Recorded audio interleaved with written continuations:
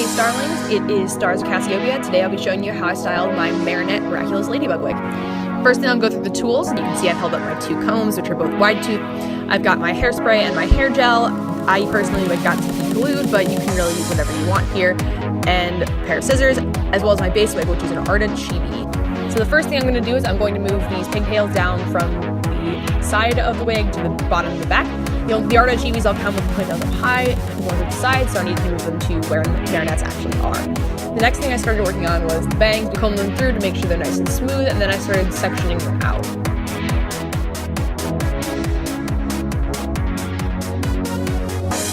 What you can see now is that once I've got the bangs sectioned out, I started working on the pigtails themselves. So I'm pulling up the hairs from the various sides, clipping the top layer, and teasing the underneath part. So the underneath part's what really gives you the poop, and that top layer is smooth to make it look like your wig is picture perfect. You can see me now, I'm currently cutting the hair out of the bottom of the ponytail because it is too thick to be able to.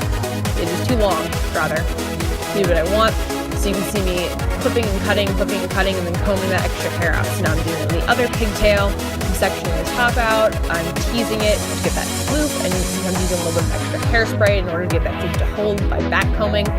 And sections that I've either already back combed or that I'm leaving smooth for the outside of the pigtail shell are the sections that are being clipped up. So you can see how much more volume it already has.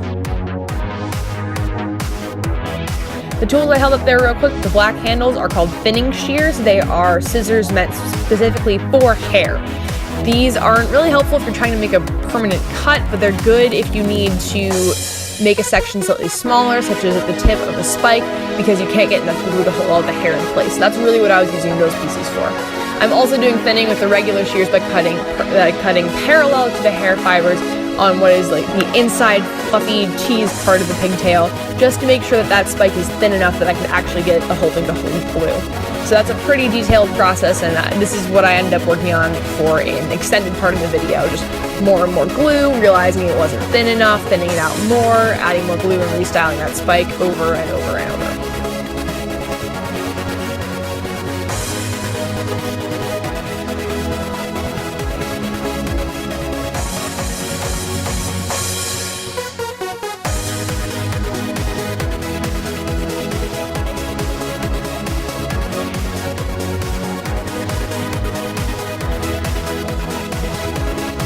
Now we're moving on to spiking the bangs. You can see I'm using the same technique that I use on the back with thinner pieces. Get a little bit of got to be glued about the size of a pea, and you rub that into the ends of the fiber of the wig on the bottom. Generally, if you twist that together, that helps keep the spike in place. Now you can see that I'm currently trying to thin out the tips of the main hair spikes and shorten them up so you can actually see. You have to remember that wig heads generally are not the same size as human heads, and this one in particular, being a female, is noticeably smaller than my actual head, so the hair still looks like it hangs down the eyes. I put this on at this point and made a mark to about where my actual eyebrows fall, that way the wig wouldn't fall into my real eyes when I was trying to actually see.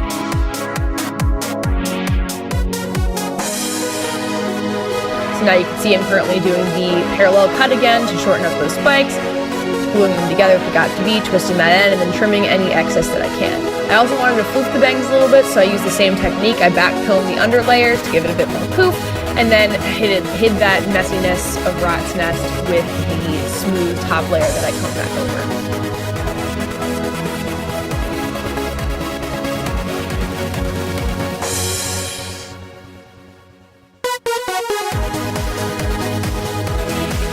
That's the bangs just about done, and we go back to the pigtails in an effort to fluff them up even more than they already were.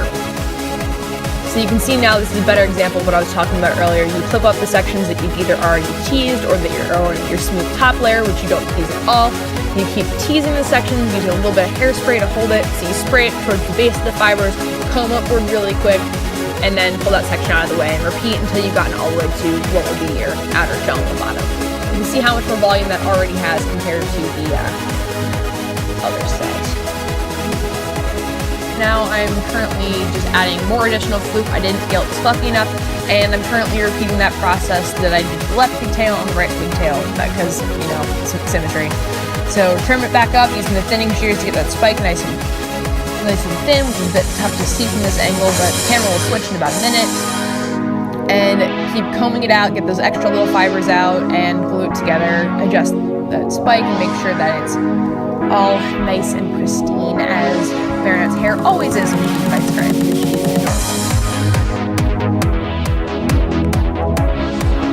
Still thinning and still working on that tip. Arta wigs are super thick, so you really need to thin those spikes out if you leave the entirety of the hair there. I did very little thinning, just enough on that tip, so that's part of the reason that's so thick there. That hair is nearly solid, considering it's well, solid is not the best word. Like I said, it's very poofy because it is teased hair. There's no actual foam core in there, as you can see. A lot of people like to do this Odango style attached to pigtails, but you really don't need to. You can get a ton of volume just by back combing, and if you're good about making sure that top layer is neat, everything's going to turn out fine, beautiful, and it saves the trouble of having to carve out styrofoam bulbs, which is kind of terrible.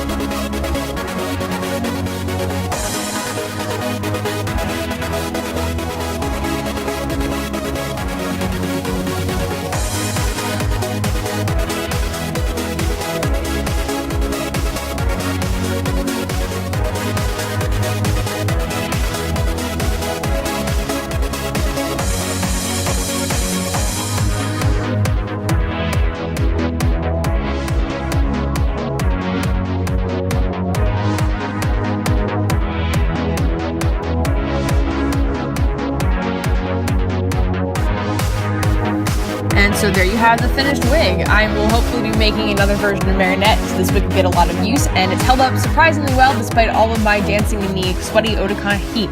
Thanks for watching, and keep an eye out for more tutorials soon. Bye bye, happy cosplaying!